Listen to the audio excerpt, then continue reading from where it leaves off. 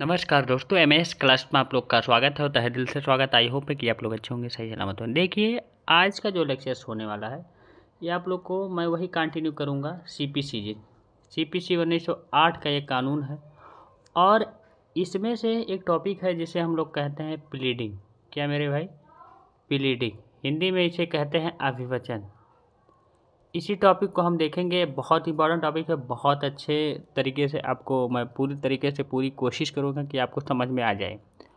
और फिर भी नहीं समझ में आएगा तो आप लोग जो है कमेंट करके बताइएगा और व्हाट्सएप नंबर मेरा लिख लीजिएगा। आपको वहाँ जो है नोट भी शेयर हो जाएगा 7985535991। और आप लोग को बता दूं, अगर आप लोग ला स्टूडेंट है तो आप लोग के लिए बहुत इंपॉर्टेंट है इस लेक्चर को देखना। अगर आप लोग एलएलएम की कर रहे हैं तब भी, या आप लोग जो है एडवोकेसी लाइफ में है तब भी आप लोग के लिए इंपॉर्टेंट है। आप लोग जो है किसी पीसीएसडी की तैयारी या एपीओ की तैयारी कर रहे हैं तब भी आप लोग के लिए इंपॉर्टेंट है। तो चलिए अब स्टार्ट करते हैं। स्टेप बाय स्टेप आप लोग देखिएगा और अच्छे तरीके से देखिएगा, आपको पूरी जानकारी यहाँ से मिलेगी मेरे भाई। देखिए, तथ्यों का अभिवचन कीजिए, ना कि विधि का। Every pleading must state fact and not law. Simple सा मतलब। आगे देखिए, अभी आप लोग समझ जाएंगे। पूरा जो है नोट डाउन करते रहिएगा, नोट बनाते रहिएगा, आपको जो है बहुत बेनिफिट देगा आगे।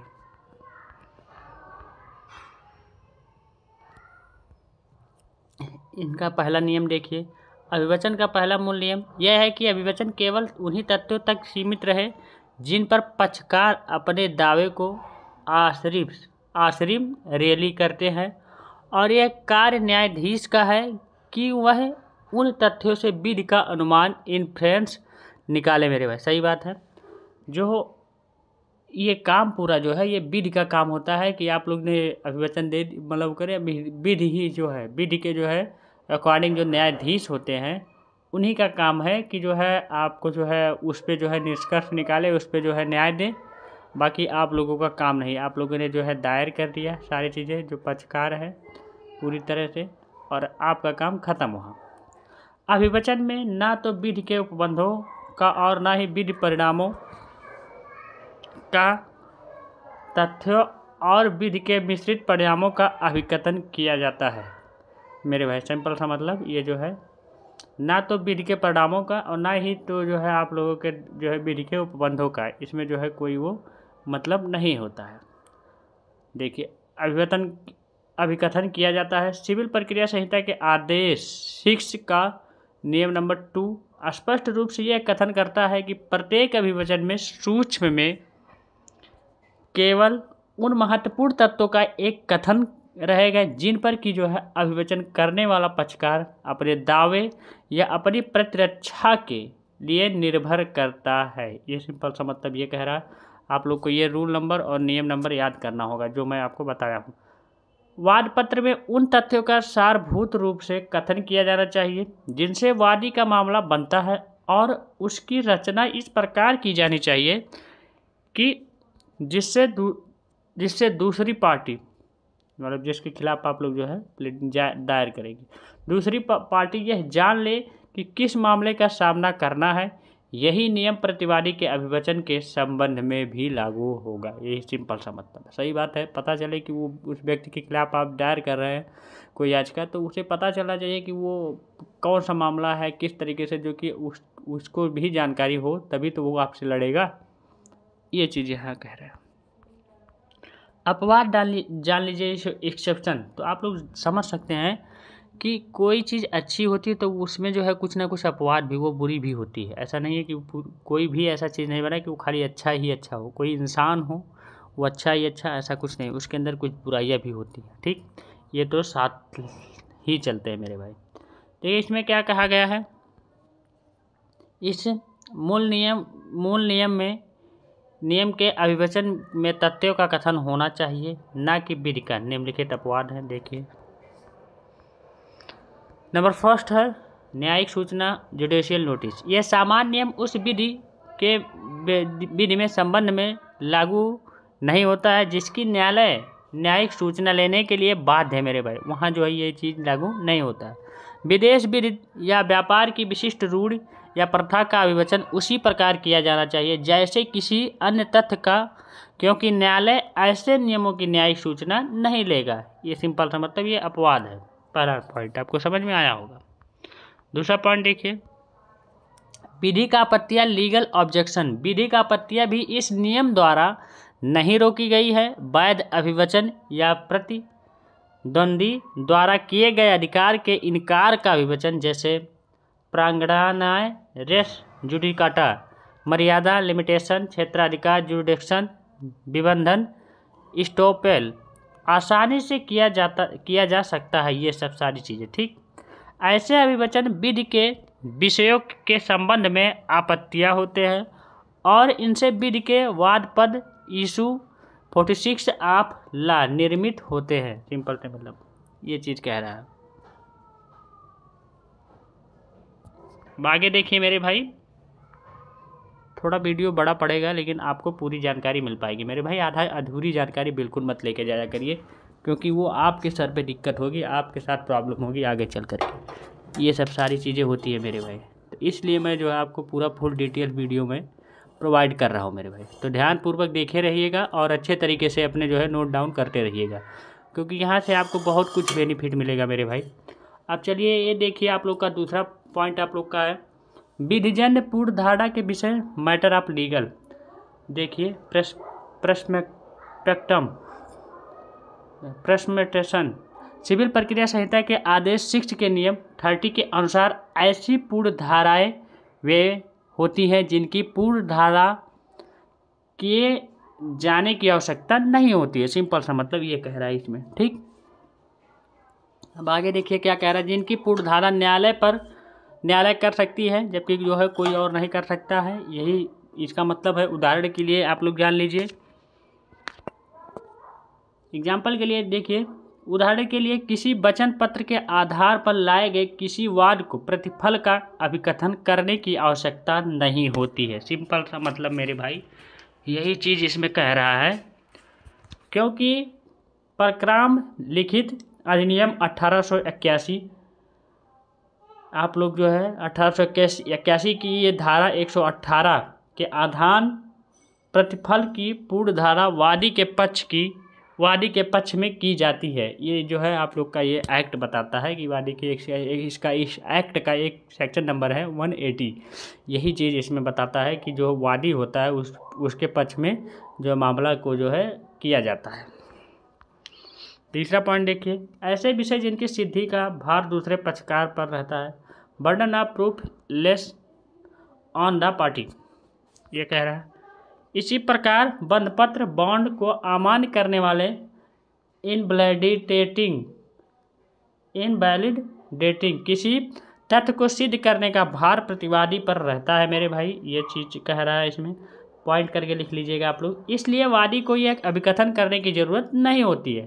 प्रतिवादी ने बंधपत्र का निष्पादन किए जाने की अवस्था में इस तथ्य को सिद्ध करने का भार कि बंधपत्र उसको पढ़कर सुना या समझा दिया गया था और उसने उसका निष्पादन स्वतंत्र परामर्श के बाद अपनी स्वतंत्र इच्छा से किया। ये सिंपल सी मतलब है कि ये था कि पढ़ करके और उनको जो है मतलब जो है और दे करके जो उन्हें पढ़ करके या देख करके उन्हें जो है पूरी तरह से सुना दिया गया था, फिर जो है वो अपने ऊपर जो है निर्णय लिए। वादी पर रहता है और इसलिए उसको जो है उनका अभिवचन करना ही होगा। सिंपल सा मतलब प्लीडिंग करना ही होगा, वादी पर निर्भर रहेगा। 4 पॉइंट देखिए, अनुप्रयोग के विषय, मैटर ऑफ द इंड्यूसमेंट। आगे देखिए इसमें क्या कह रहा है। इसमें कह रहा है कि पक्षकारों के नाम, उसके द्वारा किए जाने वाले व्यवसाय, उनके बीच होने वाली संबंध, ये 3 पॉइंटें आपको ध्यान में रखनी होगी, और विवाद पैदा होने के अन्य संबंध में परिस्थितियों का कथन करना वांछनीय होता है। इन तथ्यों को अनुप्रेरण के विषय कहते हैं मेरे भाई। इन तथ्यों को क्या कहते हैं? अनुप्रेरण के विषय कहते हैं। ये महत्वपूर्ण तथ्य तो नहीं होते हैं, लेकिन इनके लिए इसलिए इजाज़त दी गई है कि वे वाद में आने वाली बातों की व्याख्या करते हैं। सिंपल सा मतलब जो वाद आता है उसमें जो इसमें इनका जो है जनरल जो है कोई मतलब नहीं है, लेकिन जब वाद आता है तो उसमें जो व्याख्या किया जाता है, जो बताया जाता है सारी चीज़ें, तो उसमें ये काम आते हैं। 5वां पॉइंट देखिए, तथ्य का ना कि साक्ष्य का उल्लेख किया जाना चाहिए। Fact not evidence to be described. देखिए तथ्य 2 प्रकार के होते हैं। नंबर फर्स्ट, सिद्ध किए जाने वाले तथ्य फैक्ट ये होता है, और दूसरा तथ्यों का साक्ष्य जिनके द्वारा उन्हें सिद्ध किया जाना चाहिए। ठीक, देखिए ऐसे महत्वपूर्ण तथ्यों को जिनका कि वादी आधार लेता है फैक्टा प्रोबेंडा कहा जाता है मेरे भाई, और अभिवचन पत्र में उनका कथन किया जाना चाहिए। इसके विपरीत ऐसे साक्ष्य या तथ्य को जिनके द्वारा उन्हें सिद्ध किया जाना चाहिए उसे क्या कहते हैं मेरे भाई, फैक्टा प्रोबेंटिया कहा जाता है। सिंपल सा मतलब, ठीक, आपको समझ में आएगा दोनों पॉइंट, ये दोनों पॉइंट का ये मतलब था, कहा जाता है। और उसका अभिवचन नहीं किया जाना चाहिए, वह तो केवल वाद पर जो है पूरी तरह जो है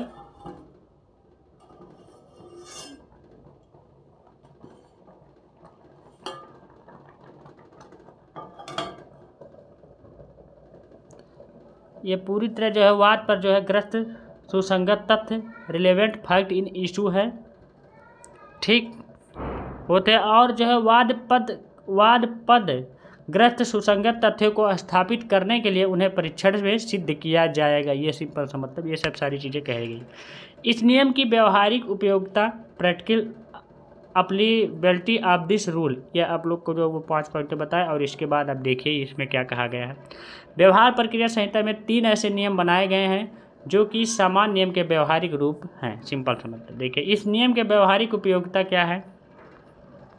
नंबर फर्स्ट है मन की स्थिति, कंडीशन ऑफ माइंड, जहाँ दोष कपटपूर्ण आशय ज्ञान या किसी अन्य व्यक्ति के मन की अन्य स्थितियों का अभिकथन करना महत्वपूर्ण हो, वहाँ उसकी अभिकथन एक तथ्य के रूप में बिना उन परिस्थितियों को प्रस्तुत किए जिनसे उसका अनुमान किया जाता है पर्याप्त होगा। ये सब मन की स्थिति में कंडीशन ऑफ माइंड, जब उसका माइंड कहेगा, जब कंडीशन किस जो है डिपार्टमेंट पे किस चीज़ पे जो है वो हो रहा है, ये सिंपल सा मतलब कहा गया है। ठीक, अब आगे देखिए इसमें क्या कह रहा है, और दूसरा पॉइंट देख लीजिए आप लोग अच्छे तरीके से, बढ़िया तरीके से, आपको समझ में यहाँ से आ ही रहा होगा।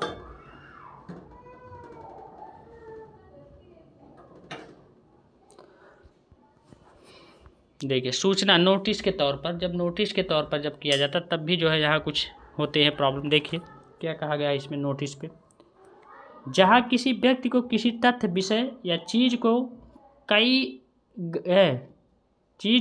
गई किसी सूचना का अभिकथन करना महत्वपूर्ण हो, वहाँ जब तक ऐसा सूचना का अभिकथन एक तथ्य के रूप में पर्याप्त होगा, जब तक कि ऐसा सूचना का स्वरूप था उसकी ठीक शब्दावली या उन परिस्थितियों का उनसे सूचना का अनुमान किया जाना है मेरे भाई महत्वपूर्ण ना होगा। ये सब सारी चीज़ें नोटिस के आधार पर क्या है।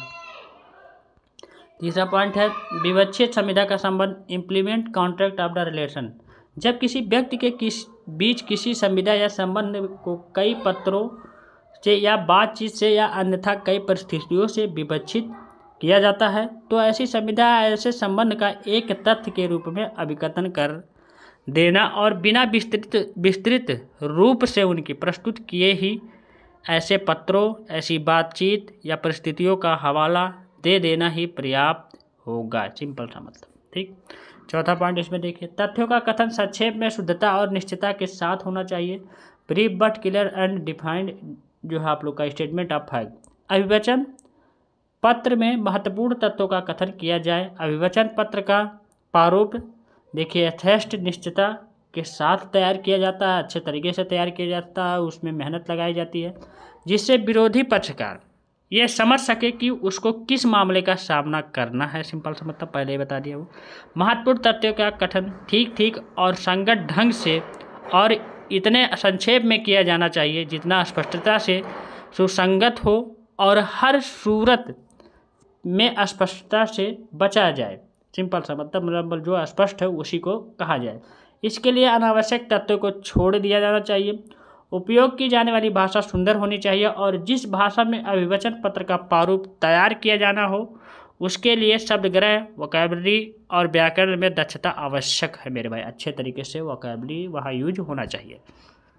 अभिवचन के सामान्य नियम, जनरल रूल्स ऑफ प्लेटिंग। अभिवचन के संबंध में निम्नलिखित सामान्य नियम है। नंबर फर्स्ट, अनावश्यक तथ्य जो कि विधि के विषय ऐसे तथ्य हो जो महत्वपूर्ण नहीं है छोड़ दिया जाए। दूसरा पॉइंट, महत्वपूर्ण तत्वों का अभिकथन करते समय अनावश्यक तत्वों को छोड़ दिया जाए। तीसरा पॉइंट, महत्वपूर्ण तत्वों का अभिकथन करने में उपयोग में लाई जाने वाली भाषा पर उचित ध्यान दिया जाए। चौथा पॉइंट, यथासंभव अनावश्यक किसी विशेषण को एडवर्ब एंड ऑब्जेक्टिव्स और तार्किक दलीलों का उपयोग न किया जाए। नंबर 5 नंबर है, दस्तावेज के शब्दों को पुनरावृत्ति किए बिना जो है उसके विधिक प्रभाव का कथन संक्षिप्त रूप में दिया जाए। ये 5 पॉइंट है। 6 नंबर देखिए, जहाँ कहीं विषेद कपट आशय ज्ञान या चित्त की अन्य दशा या अभिकथन करना महत्वपूर्ण है, वहाँ उन परिस्थितियों का वर्णन किए बिना जिनमें उसका अनुमान किया जाना है उसे तथ्य के रूप में अभिकथित किया जाए। अगला पॉइंट है, पत्रों का वार्तालापों का श्रृंखला आयन परिस्थितियों के विधि परिणाम का अभिकथन बिना पूरी कहानी का विस्तृत किया जाना चाहिए। और देखिए अगला पॉइंट है, किसी ऐसे तथ्य का अभिकथन न किया जाए जिसे विधि संबंधित पक्षकार के पक्ष में जो है उपधारित करती है, जिसकी सिद्धि का भार प्रतिपक्षी पर है। मेरे भाई ये सब सारे पॉइंटें हैं आपको अब निम्नलिखित बातों का ध्यान में रखना जो बहुत ज़रूरी है। देखिए कौन कौन सी बातों पर। पहला पॉइंट देखिए, व्यक्तियों और स्थान का सही नाम वर्णन दिया जाना चाहिए जब आप लोग प्लीडिंग या जो है वचन लिखते हैं। यथासंभव सर्वनाम का उपयोग जो है न किया जाए। वादी और प्रतिवादी का निर्देश उनके नाम से न किया जाए। चीज़ों को उनके सभी नाम बताया जाए और एक वस्तु का निर्देश एक ही नाम से किया जाए। तथ्यों का कथन सरलता और स्पष्टता से किया जाए यदि और परंतु शब्दों के प्रयोग से बचा जाए। मेरे भाई छोटे वाक्यों का प्रयोग से बचा जाए। एक ही बात को बार बार दोहराया ना जाए। व्याकरण के मूल नियमों को ध्यान में रखा जाए। अभिवचन का पैराग्राफों में विभक्ता किया जाए और उन पर क्रमशः संख्या डाली जाए। तारीख और संख्या अंकों में व्यक्त किए जाए। 10 नंबर देखिए लास्ट है, देखिए परिशिष्ट में विहित फार्मों का अनुसरण किया जाना चाहिए। अभिवचन पत्रों को हस्ताक्षरित दिनांकित और सत्यापित किया जाना चाहिए। ये सब पॉइंटें हैं मेरे भाई, ये बहुत इंपॉर्टेंट पॉइंटें थी कि ये सब सारी चीज़ अगर अभिवचन आप प्लीडिंग किसी के खिलाफ कर रहे हैं तो ये सब सारी चीज़ें आपको ध्यान देना चाहिए मेरे भाई। तो आज का वीडियो यहीं तक और आई होप है कि आपको अच्छे तरीके से समझ में आएगा। बाकी कोई दिक्कत कोई प्रॉब्लम होगा तो कमेंट बॉक्स में कमेंट करके बताइएगा मेरे भाई, आपको वहाँ से सोल्यूशन मिलेगा। Thank you.